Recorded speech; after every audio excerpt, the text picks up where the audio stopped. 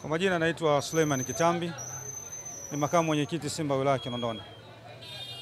Ndugu mtangazaji, mimi nilikuwa uwanjani. Na kwa sababu gani nilikuwa uwanjani? Wakati wote timu inapokuwa inakwenda uwanjani, si unaenda kutengeneza security ya timu, kuingia kufanya mazoezi na kutoka kurejea kambini. Kilichotokea ni aibu. Ni aibu kwa soka la Tanzania. Nikisema ni aibu kwa sababu kanuni ziko wazi. Unajua Yanga wanaishi kimazoea zaidi. Wanakuambia dabi haturuhusiwi kufanya mazoezi. Kitu ambacho sio kanuni nazungumza, ila wao kwa utashi wao ndio kitu ambacho wanakizungumza. Mwandishi, timu pale imefika saa 12 ili kuwahi muda wa kufanya mazoezi ambao ni saa 1 ambao ndio leo ilikuwa tucheze muda huo. Kilichotokea ni aibu. Wako wahuni ambao wanajiita makomando wa Yanga. Wale wahuni walitanda kwenye geti na kuzuia basi letu siingie, kupiga basi letu. Lakini cha kushangaza zaidi, meneja ya uwanja pia akakataa kufungua mlango. Kwanza ni hatari ile. Mwisho wa siku hajapita muda inakuja gari ya polisi inakaa mbele ya basi letu na kusema kwamba hairuhusiwi basi kuingia hapa, ni amri kutoka juu. Mimi nikajiuliza, juu kwa maana ya juu wapi? Juu wapi nikajiuliza, kwa sababu mamlaka ya soka ndio iliyoturuhusu sisi tukafanye mazoezi kwa mujibu wa kanuni. Kwa hiyo tukasema hai juu kutoka sehemu gani? Anakuja gari ya polisi linakaa mbele. Nani huyo? Tukarudi kwenye fikra zile zile ambazo mara nyingi zinajitokeza. Mfano Mwanza, tulifanywa vurugu tukashindwa kuingia uwanjani, lakini serikali ya mkoa ilisimama pale. Lakini tukagundua kwamba waliokuja pale wako chini ya Wizara ya Mambo ya Ndani. Nani anaongoza Wizara ya Mambo ya Ndani? Bashungwa. Bashungwa ambaye ni nani? Kwa hiyo unaposema kwamba taarifa zimetoka juu zikatutia mashaka kwamba kuna chombo kingine kinaingia mamlaka ya soka. Tumekaa mpaka timu yetu inaondoka saa 4 usiku, ni vurugu tupu, mwandishi. Hili ni jambo la kusikitisha sana. Sana. Na sisi tunapokea kauli ya viongozi wetu kusema kwamba Simba haitoingiza timu uwanjani. Si kwamba tunaogopa Yanga. Tulikuwa na uwezo wa kufanya chochote, lakini wao kwa minajili ya uoga wao ndio wakatutengea mazingira kwamba tusiingize timu. Naam mwandishi. Sawa, kwa hiyo mpaka sasa tamko ni kwamba hamtaingiza timu uwanjani. Hilo tamko liko sahihi kabisa. Sasa Yanga nao wanasema endapo mchezo utapangiwa tarehe nyingine tofauti na Machi 8 leo ambayo ilikuwa imepangwa, hawatacheza. Hao ni Yanga. Kwa faida sasa ya Watanzania na mpira wetu. Mimi nasema hao ni Yanga, siwezi kuwazungumza safu si wahuni. Walichokifanya jambo la uhuni. Kwa hao wanachokizungumza ni kitu ambacho wamekiandaa. Kwa siwezi kuwazungumzia Yanga kwa nini na wengi. Sisi Simba tunasema hatuingize timu, taratibu zimekiukwa. Wanasema kanuni. Lakini nani anatakiwa kuendesha soka? Serikali au chama cha soka au bodi ya ligi? Kwa sisi tumefuata taratibu, lakini taratibu hazikufuatwa, hatuingizi timu. Kwa swala la Yanga watazungumza wao Yanga. Wataingiza timu, hataingiza timu ni lao wao. Ila Simba kama Simba hatuingizi timu kwa kitendo ambacho kimefanyika jana. Sawa, sasa tuzungumze kwa niaba ya mashabiki ambao wamesafiri kutoka mikoa mbalimbali, wengine wametoka nchi jirani kwa ajili ya kuja kuiangazia dabi hii ama kutazama dabi hii, na kama ulivyojitambulisha ni miongoni mwa viongozi wa Simba, tena ni kwa ngazi za juu kwa hiki ambacho kinaendelea. Mimi kwamba ndugu mwandishi, tukio lishatokea. Tukio lishatokea. Miongoni mwako wana Simba pia walikuwa wanakuja kuangalia huo mchezo. Lakini kutokana na tukio lilotokea, hatuna sababu ya kusema jambo lingine kwamba tukio limetokea kwa wahuni ambao wamesababisha jambo lifanyike. Ni TFF, bodi ya ligi, waone nani amesababisha jambo lisifanyike na wachukue hatua stahiki. Kwa maslahi ya hao, sio hao, kuna wafanyabiashara wengi pale walikuwa wamejiandaa kufanya biashara. Lakini sio Simba tumesababisha mechi isichezwe. Ni wale ambao wanajiita wenyeji wa mechi ambao wao wanasema hii nchi ya kwao, hii nchi ya kwetu sote. Sisi hatupeleki timu.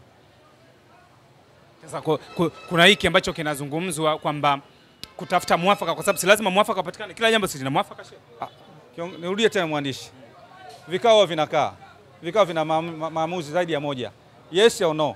Ila sisi Simba tumesema na tunawaambia viongozi wetu, ili kuleta heshima ya soka hili la Tanzania, sisi tusiingize timu.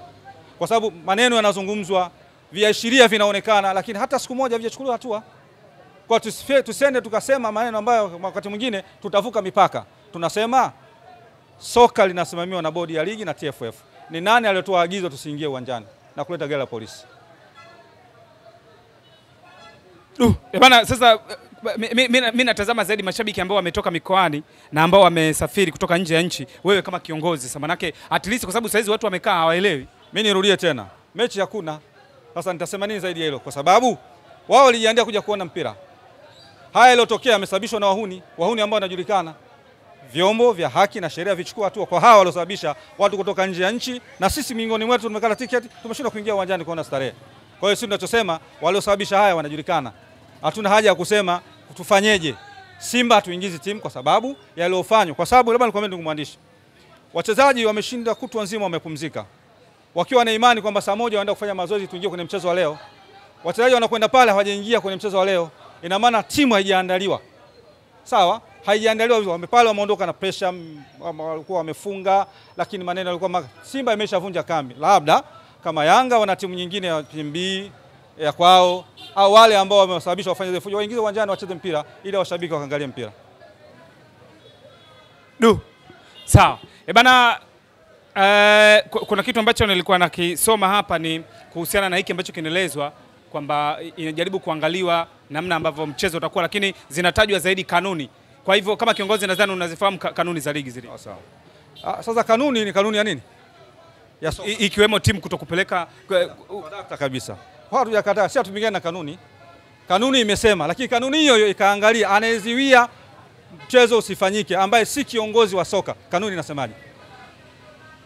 Anaingilia mamlaka ya soka, kanuni inasemaje? Hapo ndo kwenye patashika, ndo inabidi watu wengine wanaokutazama sasa wakuelewe vizuri. Kwa hiyo wakaangalie sasa. Hiyo kanuni wasiangalie upande mmoja, waangalie pande zote za shilingi. Simba ilikwenda kufuata taratibu za soka. Ilikwenda kufuata taratibu za soka kwamba iingie fanya mazoezi na yetu shiriki mchezo. Lakini viko viashiria vinaonekana kwamba kuna mamlaka nyingine nje ya bodi ya ligi na TFF ambayo imetuzuia tusifanye mazoezi na tusishiriki mchezo wa leo. Kwa hiyo kanuni siangalie huku tu, ikaangalia na upande mwingine pia. Sawa, sasa kwa sababu hili linatajwa kama kosa la kikanuni, lakini nasoma hapa kanuni zinaonyesha hakuna mahala ambako mnyama alikuwa anatakiwa agomee kupeleka timu uwanjani, kwamba baadaye angefuata malalamiko alafu bodi ingeamua kufuatana na kanuni zilivyo. Nasema kwamba kama Yanga ni kupewa lungu wapewe lungu, lakini sio wewe kupeleka. Mimi narudia kusema hivi, klabu ya Simba haijagomea mchezo. Klabu ya Simba ilifuata taratibu za mchezo na leo ilikuwa iko tayari kuingia uwanjani. Lakini ziko mamlaka. Mimi narudia kusema tena, mwandishi mwonielewe. Sawa, tumeziwia tusifanye mazoezi. Na kauli zilikuwa zikisemeka pale kwamba kuna kauli kutoka juu kwamba gari isiingie. Ililokuja hapa ni gari ya polisi kazuia mbele. Meneja uwanja anasema hana taarifa. Wewe unaamini kitu hicho? Kwa hiyo mamlaka nyingine hiyo ambayo ilisababisha mechi hii isichezwe ndio itafutwe. Lakini sisi hatujavunja taratibu za soka, tulikuwa tayari kushiriki mchezo. Sasa kwa sababu tunazungumza tena kwa kutumia lugha adhimu ya Kiswahili, kauli ya meneja wa uwanja, maana na yeye lazima ni mwanadamu, na yeye lazima tumpe nafasi. Anasema sijapokea taarifa kutoka kwa kamishna wa mechi kwamba nyinyi mtakuja hapa leo kufanya mazoezi, kwa hiyo siwezi kufungua. Ndugu mwandishi, mimi nilikuwepo kuna tukio. Unajua Watanzania kwa waelewe. Huu mpira wa Tanzania kuna watu wanauharibu. Na wakiendelea kuachiwa watu mpira utaharibika. Sawa? Unamaanisha nini? Namaanisha kwamba meneja uwanja alikuwepo. Akasema hana taarifa. Hivi hakuwa anajua kama leo Simba na Yanga wanacheza? Hakuwa anajua kama Simba na Yanga wanacheza leo? Lakini la pili, hajui taratibu kwamba timu inaruhusiwa kufanya mazoezi katika uwanja husika. Lakini la tatu, kwa nini baadaye alikuja akakubali kwamba sisi tuingie? Wakati anakubali bado wale wahuni wanaziwia tusiingie. Na kamisa michezo alikuwepo pale wa mchezo husika. Na taarifa kamishna na taarifa kaandika. Kwa yeye ndo atasema ukweli wa kile ambacho kilitokea uwanjani. Simba tuingizi timu. Sasa kwa afya ya mpira wetu sasa, maana mambo kama haya mwisho wa siku kama viongozi kama ulivyosema, maana lazima yatafutiwe ufumbuzi. Maana tukisema tunang'ang'ania kwamba tupeleke timu, hiyo sio afya ya mpira. Maana mwisho wa siku lazima haya matendo kukemewa na solution lazima ipatikane.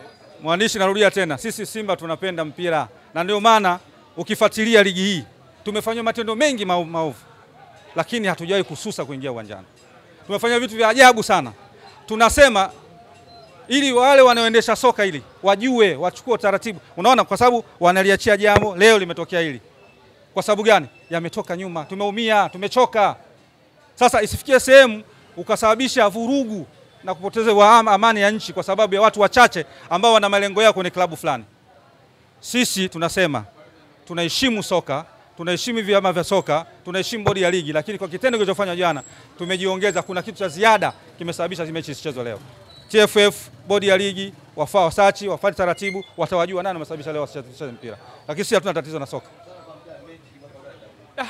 Bana sawa bana, mimi naona ni kutakia kila la heri wakati bado tunasubiri taarifa zingine. Asante sana ndugu mwandishi.